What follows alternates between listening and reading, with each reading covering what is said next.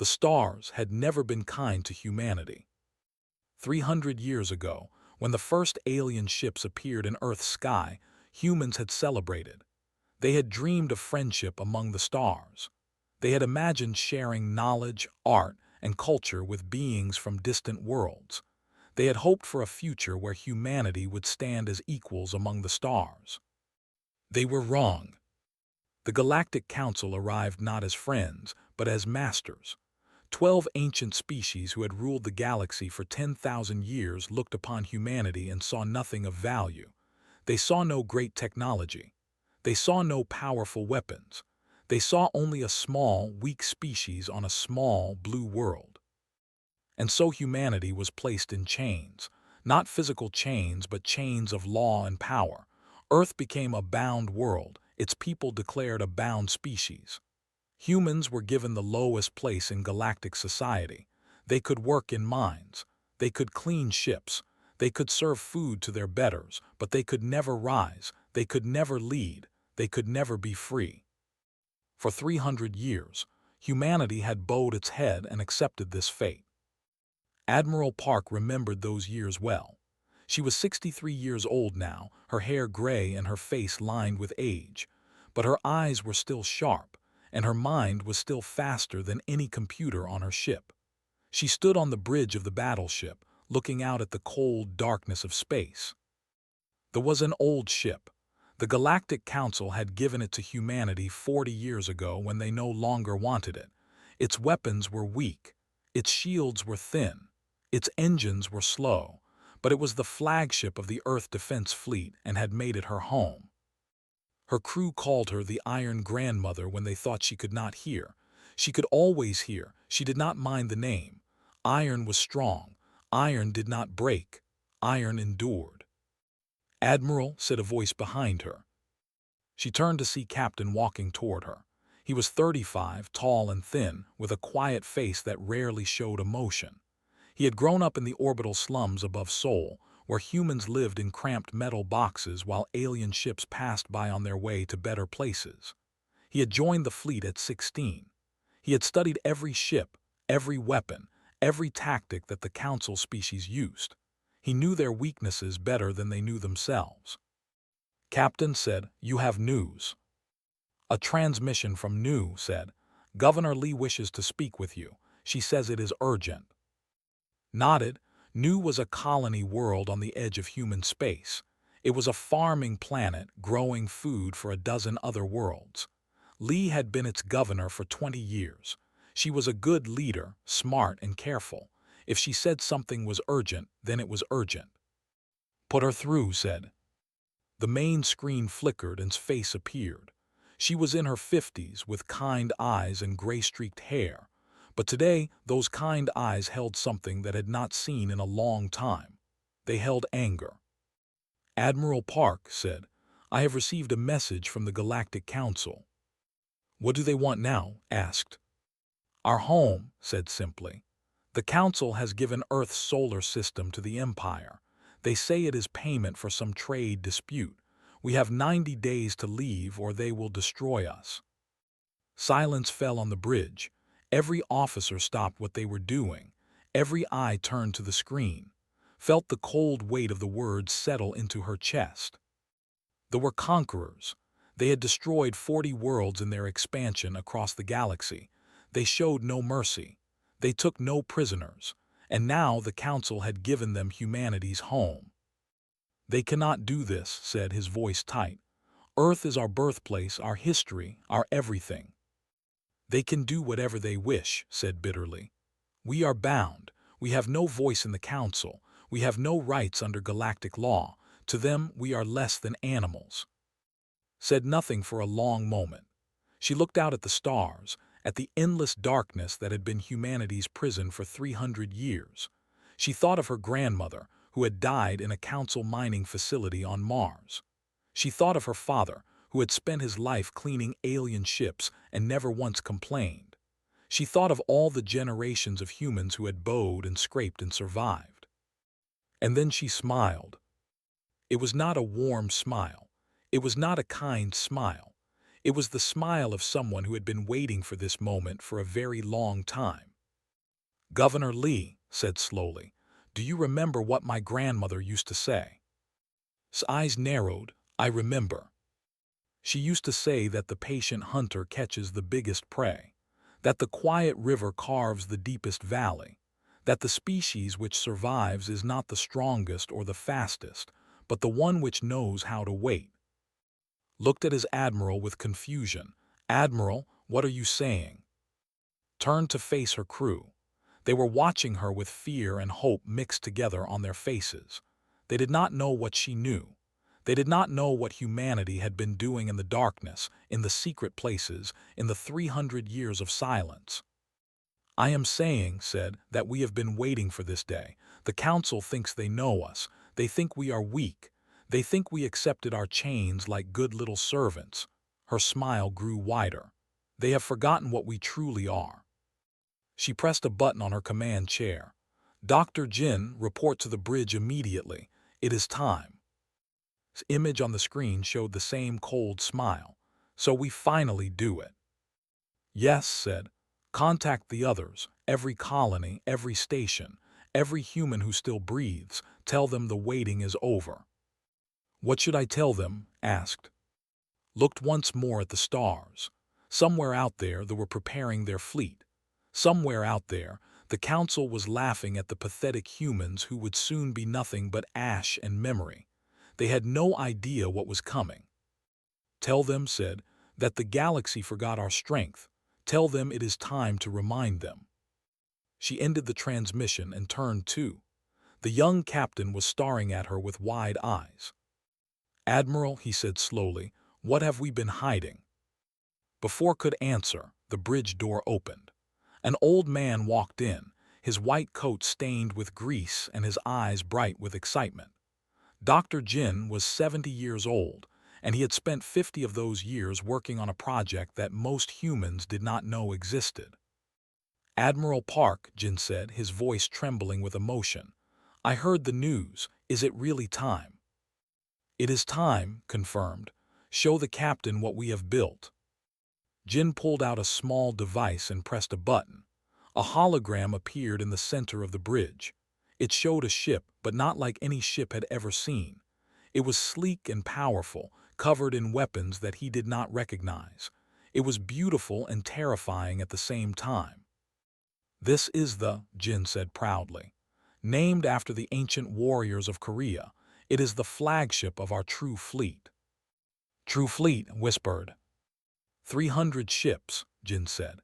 "Hidden in the ice of Europa, in the mountains of Mars, in the dark spaces between stars. 300 ships built with technology that makes the council look like children playing with toys." Could not speak. He could only stare at the hologram, at the proof that everything he had believed about humanity was wrong. Put a hand on his shoulder. "For 300 years we pretended to be weak," she said. "We let them think we were nothing. We let them laugh at us and use us and forget us. And while they laughed, we built. We waited. We prepared." She looked at and her eyes burned with a fire that had been building for 3 centuries. "Now the waiting is over. Now we remind the galaxy what humanity truly is. We are not servants. We are not slaves. We are survivors. And we have been sharpening our claws in the darkness for a very, very long time." The bridge was silent, then slowly began to smile. "When do we begin?" he asked. Turned toward the stars. "We already have." The shuttle dropped through the ice clouds of Europa, Jupiter's frozen moon. Captain sat in silence, his mind still trying to understand what Admiral Park had told him. 300 ships, hidden for 300 years. A secret kept by generations of humans who had smiled at their masters while building weapons in the dark. It seemed impossible, and yet, as the shuttle descended toward the ice, he began to believe. "There," Dr. Jin said, pointing at "Do you see it?" Saw only ice. Endless white ice stretching to the horizon, broken by cracks and ridges.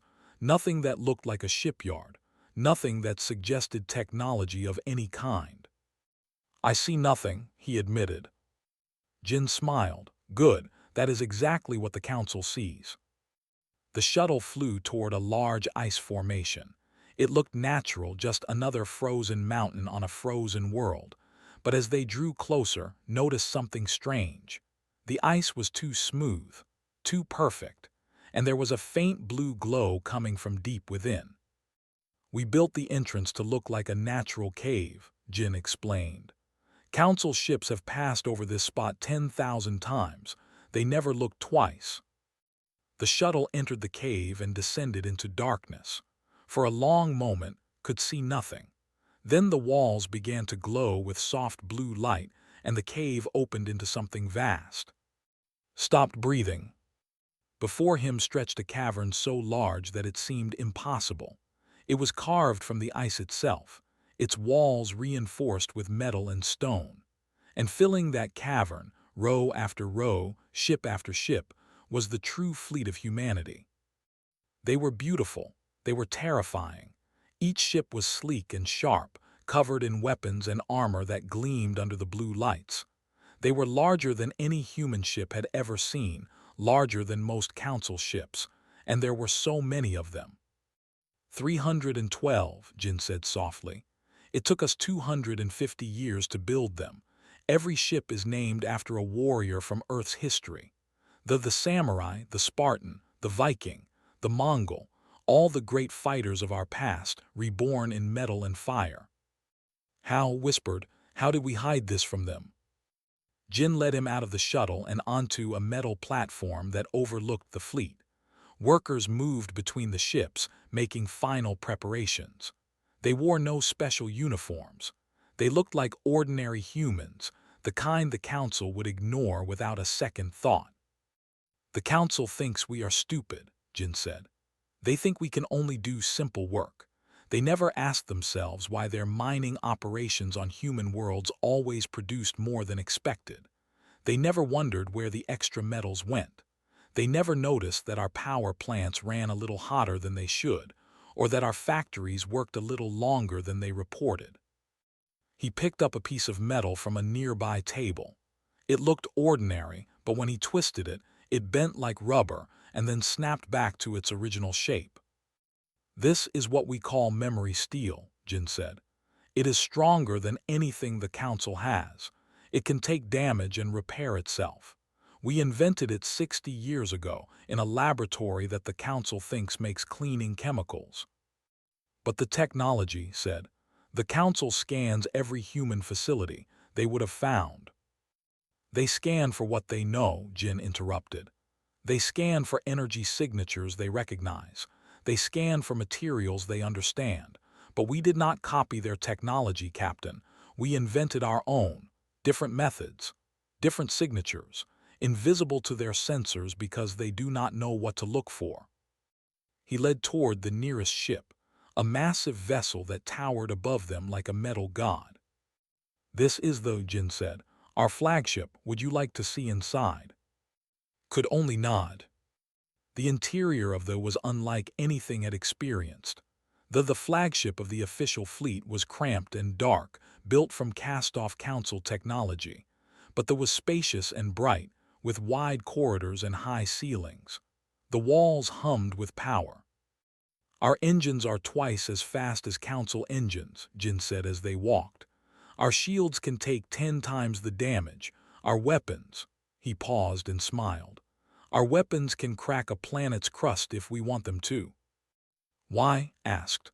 "Why did we build all this instead of fighting back immediately?" Jin stopped walking. His face, usually cheerful, became serious. "Because we were not strong enough," he said simply. 300 years ago we had nothing, no ships, no weapons, no knowledge of space travel. If we had fought then, we would have been destroyed in a week."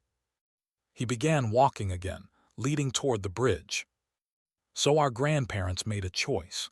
They decided to wait, to learn, to pretend to be weak while they gathered knowledge and resources. They knew they would not live to see freedom, but they hoped their children would, or theirs." Jin's voice grew thick with emotion. "Every generation added something. My grandmother designed the first prototype engines. My father improved the shield technology. I have spent my entire life on weapons systems. We all knew we might die before seeing our work used. We did it anyway because we believed that someday humanity would be free. They reached the bridge of the. It was a wide room with a massive and dozens of control stations. Admiral Park was already there, standing at the center with her hands clasped behind her back. "Doctor," she said, "is everything ready?" "The fleet can launch within 6 hours," Jin replied. "All 312 ships." "Good," Park turned to. "What do you think, Captain?" Looked around the bridge. He looked at the technology that should have been impossible. He thought about the generations of humans who had worked and sacrificed and died to build this moment. "I think," he said slowly, "that I understand now. We were never servants, we were never slaves. We were soldiers waiting for the war to begin." Park nodded. "Now you understand." A door opened, and a young woman entered the bridge. She was in her late 20s, with short black hair and quick eyes. She wore the uniform of an intelligence officer, and she carried a data pad that she was reading with a worried expression. "Admiral," she said. "Lieutenant, reporting. I have intercepted Council communications." "What did you find?" Park asked. Handed her the data pad.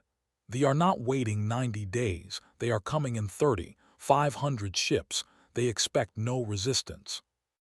A murmur went through the bridge crew. 500 ships was a massive force.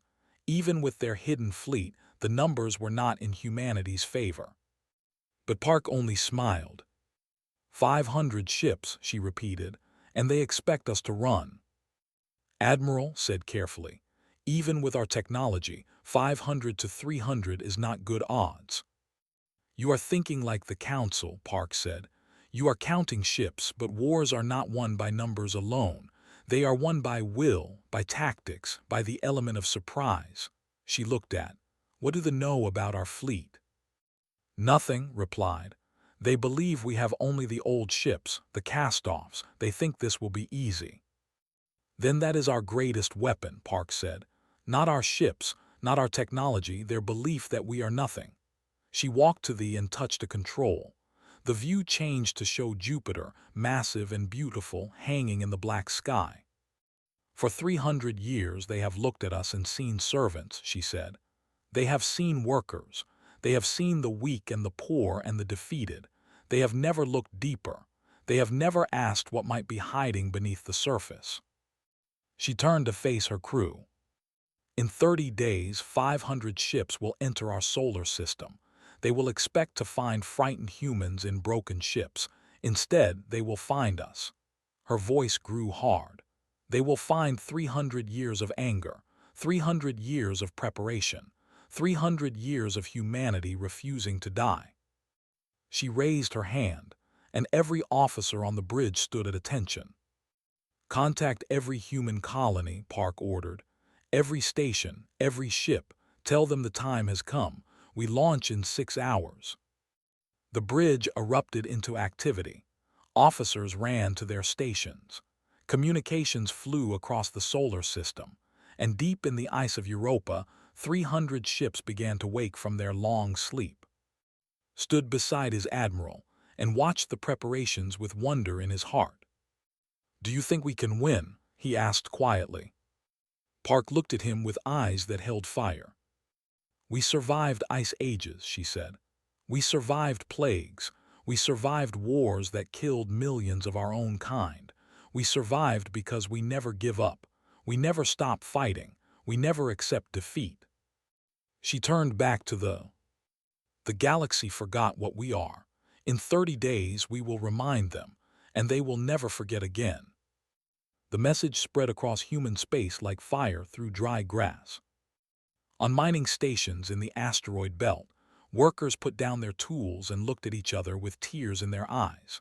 On colony worlds at the edge of known space, farmers left their fields and gathered around communication screens. On orbital platforms above Earth, engineers stopped their work and listened to words they had waited their entire lives to hear. The time has come. Humanity rises, come home. Foreman was the first to respond. He was a big man, 50 years old, with hands from decades of mining work. He had spent his life pulling metals from asteroids for council factories.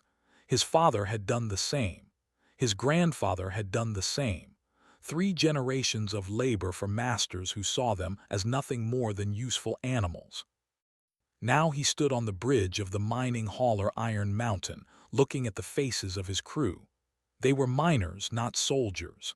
Their ship was designed to carry ore, not fight battles, but every one of them was ready. "We received the call," said. "Admiral Park needs every ship that can fly. The haulers are slow and clumsy, but they are built strong.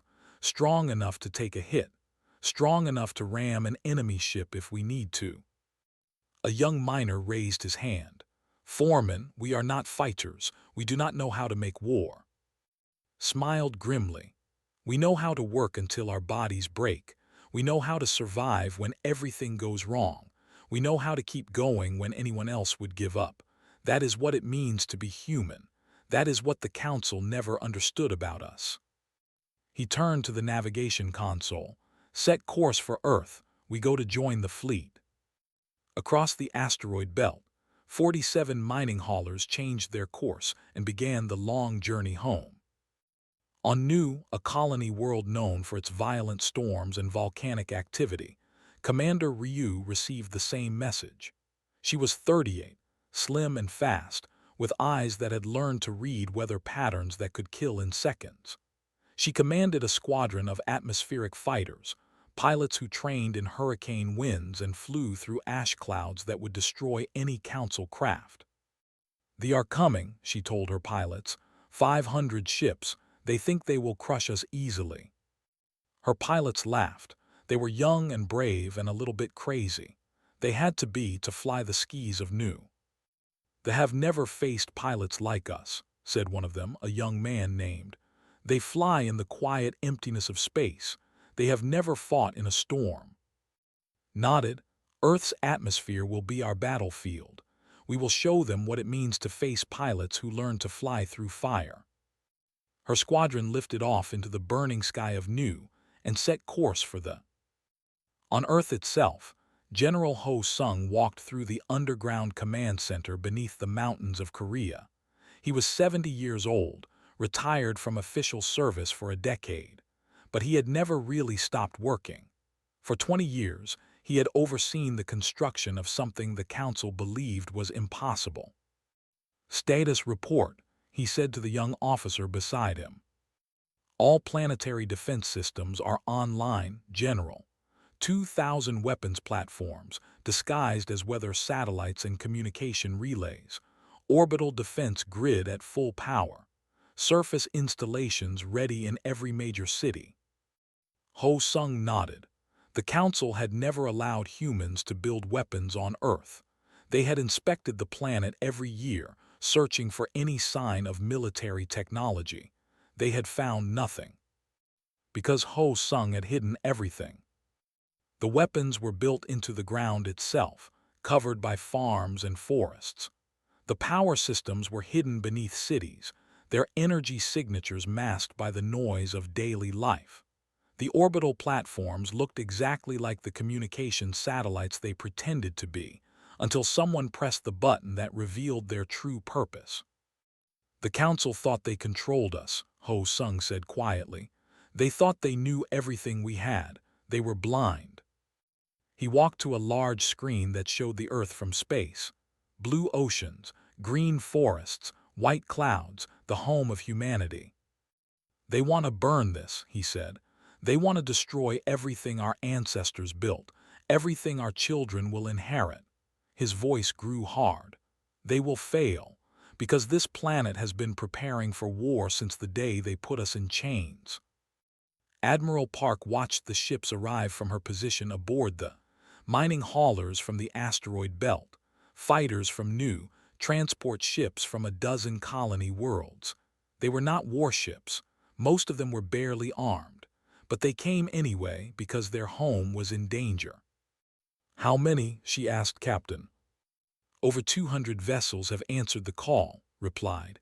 "More are coming every hour." "And our true fleet?"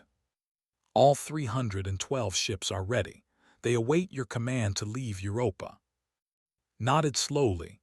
She looked at the ragged collection of civilian ships gathering around Earth, mining haulers, cargo transports, passenger liners, ships that were never meant for war, crewed by people who had never held a weapon. They came, she said softly. They all came. Of course they did, said a voice behind her. Turned to see Governor Lee walking onto the bridge. She had arrived from New an hour ago, refusing to stay safe on a distant world while others fought for humanity's survival. You sound surprised, continued. Did you think they would run? The council would have run, said. The council species do not fight for each other. They do not sacrifice for each other. They think only of themselves. Smiled. That is why they will lose. They do not understand what it means to be human. They do not understand that we fight hardest when we fight for each other. A communication signal interrupted them. Lieutenant looked up from her station with excitement in her eyes. Admiral, we are receiving a transmission from the outer system. It is the colony ships. His eyes widened. The colony ships, they are coming. 200 years ago, when humanity still hoped for friendship with the Council, they had sent 5 massive ships to find new worlds beyond Council space. Those ships had carried 10,000 humans each, disappearing into the unknown with no promise of return. Most people believed they had been lost. The main screen flickered and a face appeared. It was a woman in her 60s, with gray hair and dark eyes that looked tired but determined. Behind her could see a bridge that was clean and advanced, filled with technology she did not recognize. Admiral Park, the woman said, I am Captain Nam of the colony ship Sunrise. We have been traveling for 200 years. We have found new worlds. We have built new cities, and we have never forgotten where we came from. Captain Nam breathed. We thought you were dead. We nearly were many times, replied. But we survived, we always survive. She smiled slightly. We received your message. It took a long time to reach us, but we heard it. Humanity rises, come home. So we came. How many ships? Asked. All 5 colony ships, plus 47 vessels we built ourselves. 15,000 soldiers. We have been training for this moment since the day we left. Felt tears forming in her eyes. She blinked them away. You came all this way. It must have taken months. It took 4 months, confirmed. 4 months of pushing our engines to their limits. 4 months of hoping we would arrive in time. She paused.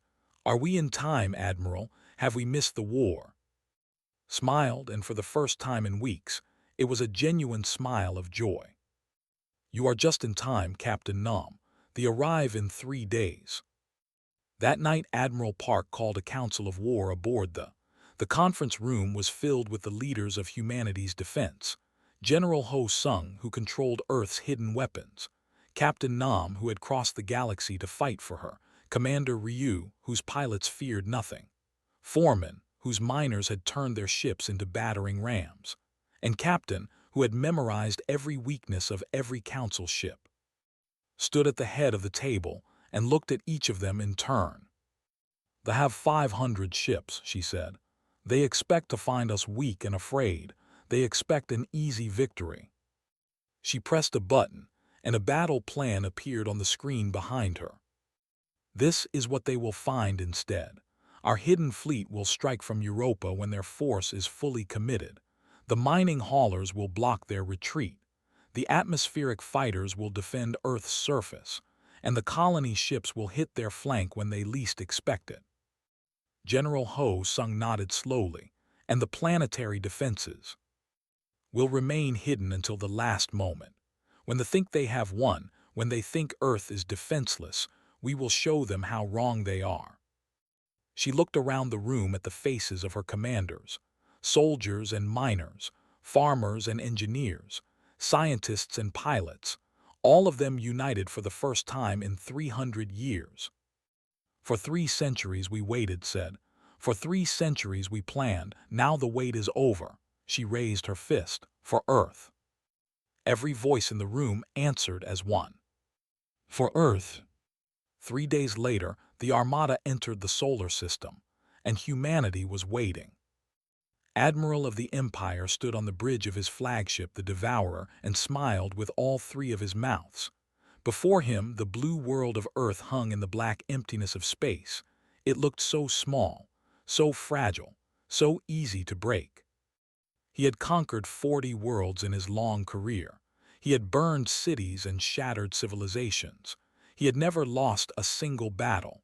The Galactic Council called him the End of Worlds, and he wore that name with pride. "Status report," he commanded.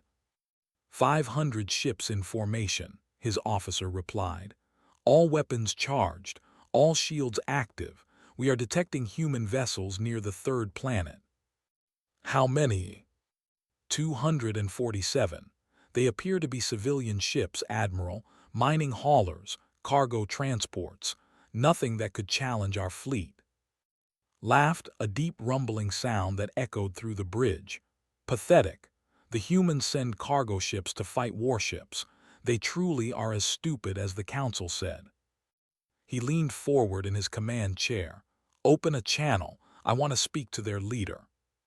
The screen flickered, and a face appeared. It was an old human woman with gray hair and cold eyes. She wore a uniform that did not recognize, dark blue with silver stars on the shoulders. "This is Admiral Park of the Earth Defense Force," she said.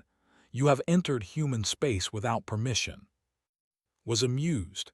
"Admiral, the humans have admirals now. I thought you were only allowed to clean our ships, not command them." The human woman's expression did not change. "You have been given a message by the Galactic Council. It said we have 90 days to leave our home. Those 90 days have not passed." "The Council is weak," said carelessly. "They make promises they cannot enforce. I decided 90 days was too long to wait, so here I am." "I see, and what do you want?" "I want your world. I want your resources. I want your people as slaves in my mines," smiled again. "I want everything you have, and I will take it whether you give it to me or not." The human woman was silent for a moment. Then slowly she smiled back. Did not like that smile. It was not the smile of someone who was afraid. It was the smile of someone who knew something he did not. "Admiral," the human said calmly, "you have 90 seconds to surrender unconditionally. If you do not, we will demonstrate what humanity has learned in 300 years of bondage." The bridge of the Devourer was silent, then burst into laughter. "Surrender, to you, to 200 cargo ships and an old woman," he waved his hand dismissively. "Kill them all." The fleet moved forward, weapons charging. 500 warships against 200 civilian vessels. It should have been over in minutes. Then the stars behind the human fleet began to flicker. Frowned, "What is that? What is happening?" His officer's voice was suddenly uncertain. "Admiral, we are detecting new contacts, many new contacts." "How many?" 300. No, 312. "They are appearing from nowhere. They must have been cloaked." The flickering stopped, and 300 warships hung in space where there had been nothing before. They were massive, sleek, covered in weapons that glowed with power. They surrounded the fleet like wolves surrounding prey. Felt something he had not felt in decades: fear. "Those are not human ships," he whispered. "They cannot be. They are broadcasting human identification codes, Admiral. They are the human fleet." Admiral Park's face reappeared on the screen.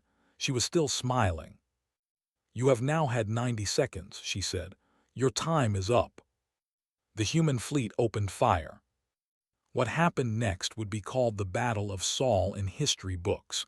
It would be studied in military academies across the galaxy for centuries. But to those who lived through it, it was not a battle. It was a massacre.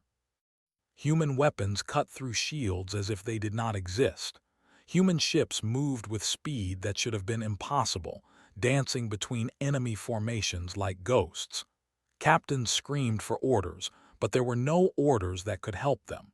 They were fighting something they did not understand. Captain led a squadron of 12 ships directly at the Devourer. He had memorized every weakness of warships during his years of careful study. He knew exactly where their shields were thinnest. He knew exactly where their engines connected to their power cores. He knew exactly how to break them. "Target the shield generators on their port side," he ordered. "Fire all weapons." 12 ships fired as one. Blue beams of energy slammed into the Devourer's shields, overwhelming them in seconds. Explosions rippled across the flagship's hull. On the bridge of the Devourer, Admiral was thrown from his chair. Alarms screamed. Smoke filled the air. Officers shouted reports of damage that could not be real.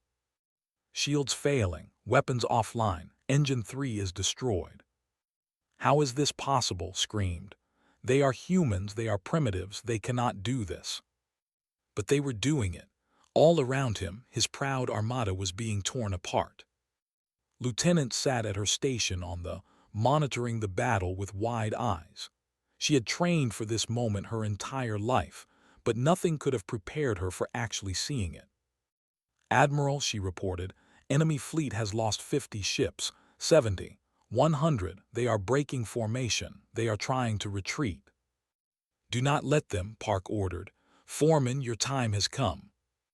His voice came over the communication system. "With pleasure, Admiral."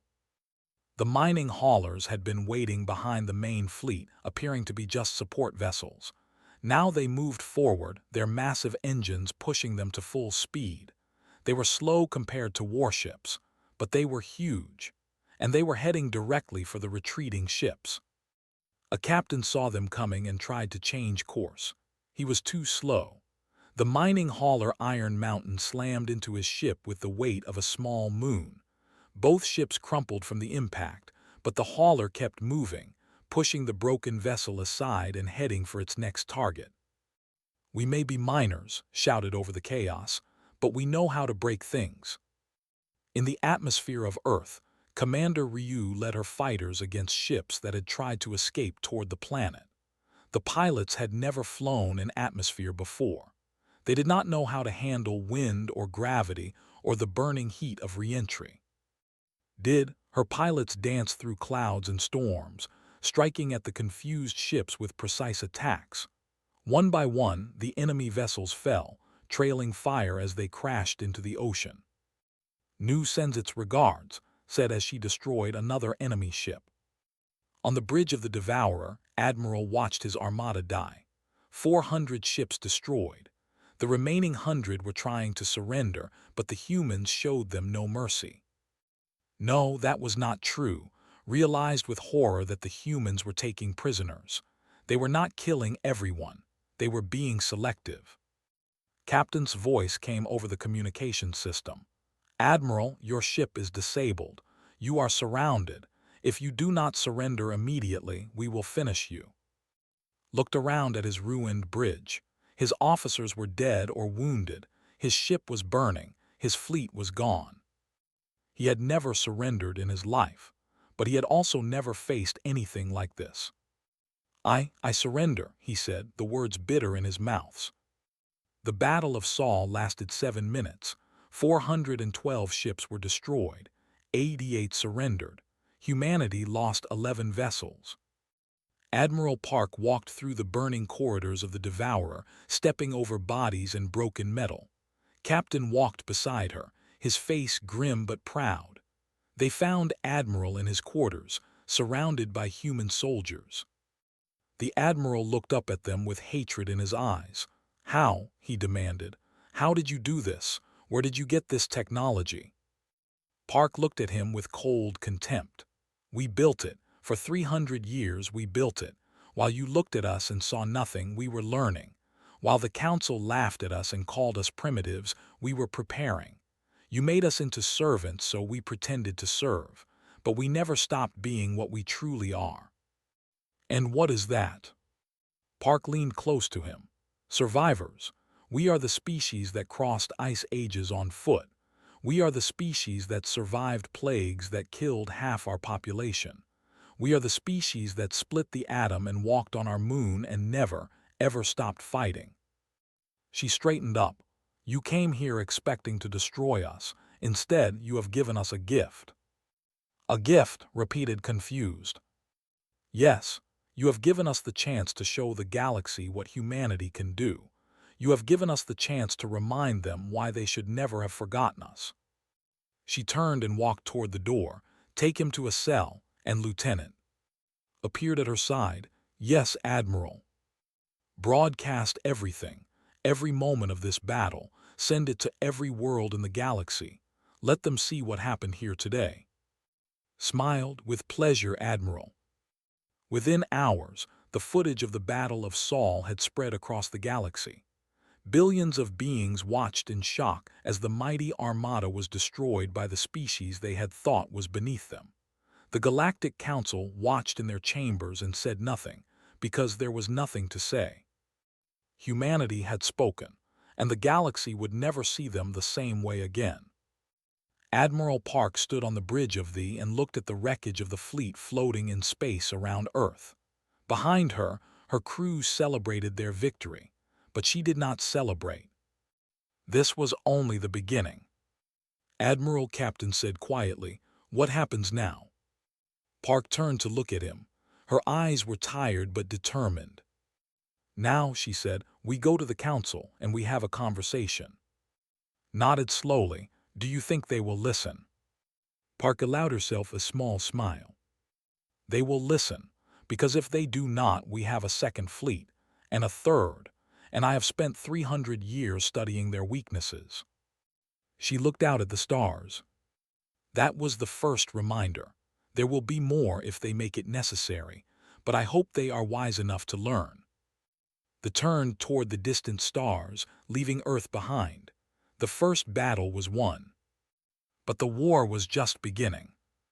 The Galactic Council chamber was the largest room in the known galaxy. It was built on an artificial world at the center of Council space, a sphere of gold and crystal that floated in the light of 3 suns. For 10,000 years, the 12 elder species had gathered here to decide the fate of civilizations. They had ended wars and started them. They had raised empires and destroyed them. They had judged every species in the galaxy and found them all wanting. Today they sat in silence. On the massive screen that dominated one wall of the chamber, the footage of the Battle of Saul played again. The Armada, proud and powerful, entering human space. The hidden fleet appearing from nowhere. The massacre that followed. 7 minutes that changed everything. High Arbiter of the watched the footage with his many eyes. He was the oldest member of the council, a being who had lived for 3,000 years and seen the rise and fall of 100 civilizations.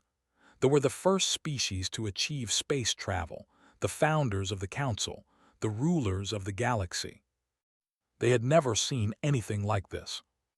"How is this possible?" demanded Ambassador of the. They were tall and thin with pale skin and sharp teeth.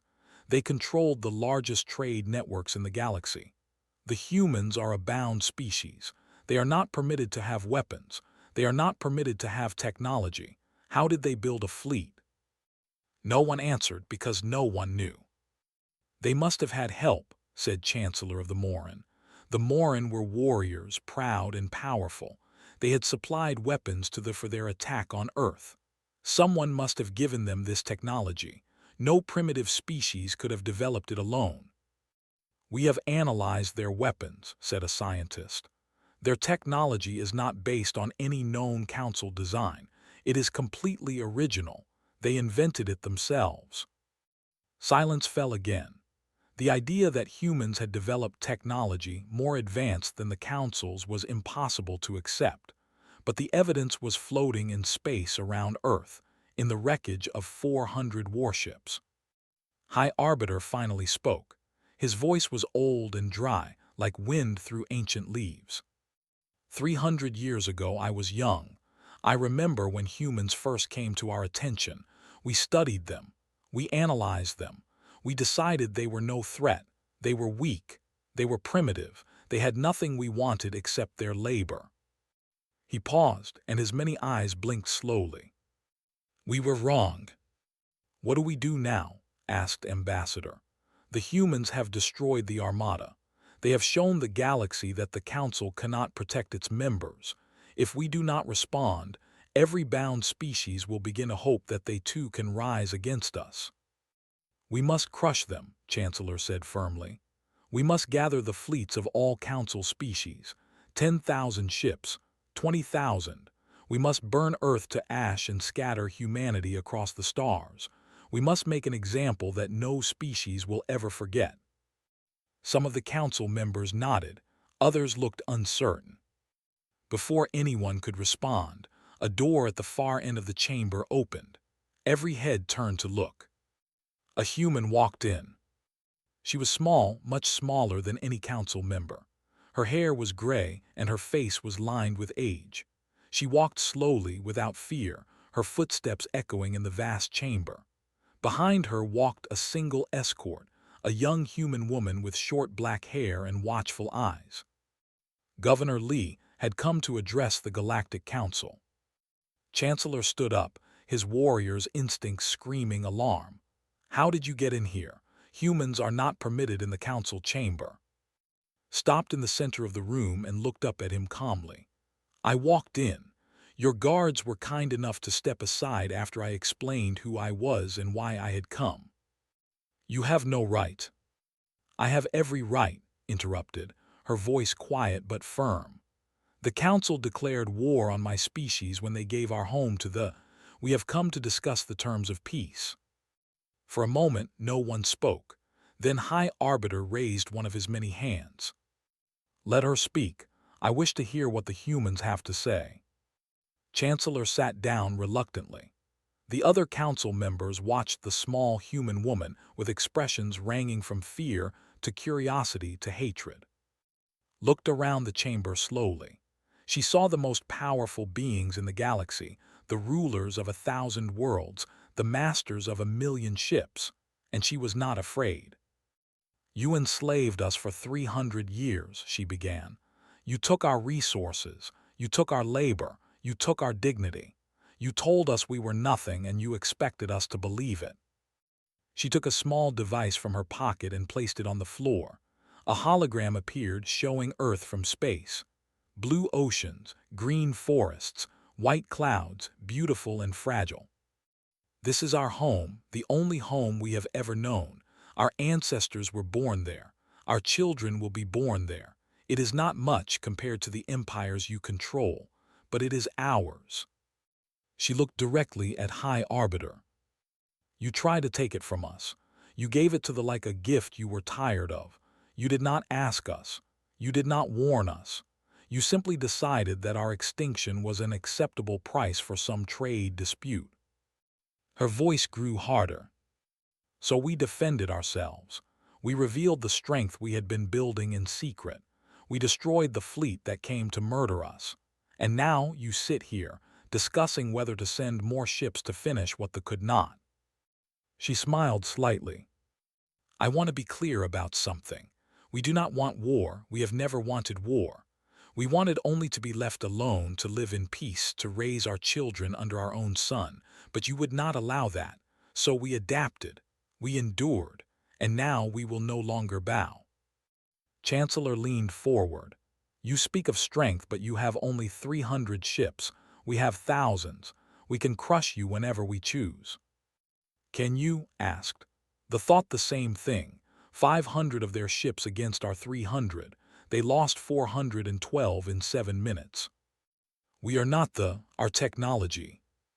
"Your technology is not as advanced as you believe," interrupted.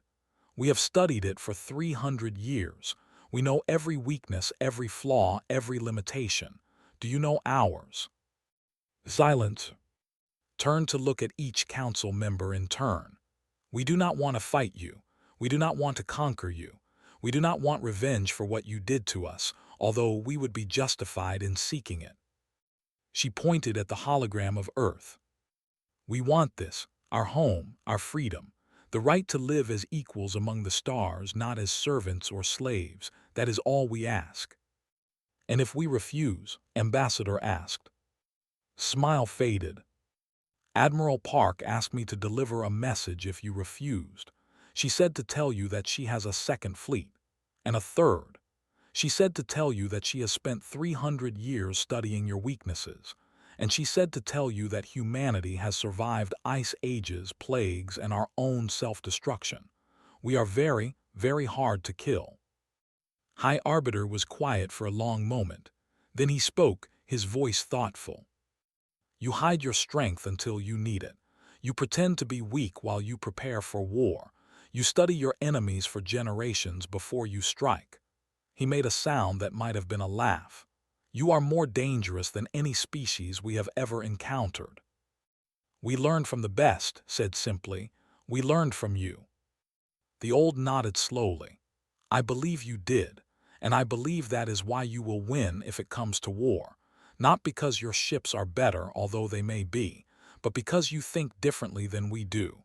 You plan for the future in ways we cannot imagine. He looked around at the other council members. I have lived for 3,000 years. I have seen many species try to challenge the council. They all failed because they fought us on our terms. The humans did not do that. They made us forget them. They made us dismiss them. And then they struck when we were not looking.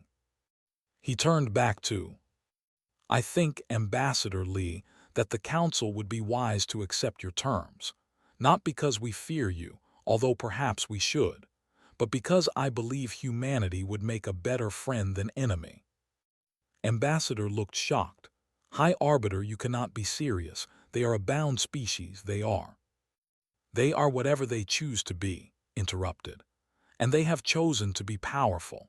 We can either accept that and find a new relationship with them, or we can spend the next century fighting a war we may not win. He looked at with something that might have been respect. What exactly do you want, Ambassador? Stood a little. We want recognition as a free species. We want seats on the council. We want our colonies protected by galactic law, and we want an apology. An apology. For 300 years of slavery, for treating us as animals, for trying to destroy us when we became inconvenient. His voice was calm but firm. We do not expect you to mean it, but we want the galaxy to hear it. High Arbiter looked at the other council members. Some looked angry, some looked afraid, but no one argued. Very well, said finally. On behalf of the Galactic Council, I apologize for our treatment of humanity. It was wrong and it will not continue. The words hung in the air. For 300 years, humanity had waited to hear them. They were not enough. They could never be enough, but they were a beginning. Nodded slowly. Thank you, High Arbiter. I will inform Admiral Park that the Council has chosen peace. She turned and walked toward the door, her escort following silently behind her. At the door, she paused and looked back. One more thing. The Admiral you sent to destroy us is in our custody. We will return him to face trial for his crimes. We are not interested in holding prisoners. She smiled slightly. We are not like you. We do not need to hold others down to feel powerful. Remember that. She walked out, and the doors closed behind her. In the council chamber, the most powerful beings in the galaxy sat in silence. They had ruled the stars for 10,000 years. They had never apologized to anyone. Today, they had apologized to humanity. The universe would never be the same.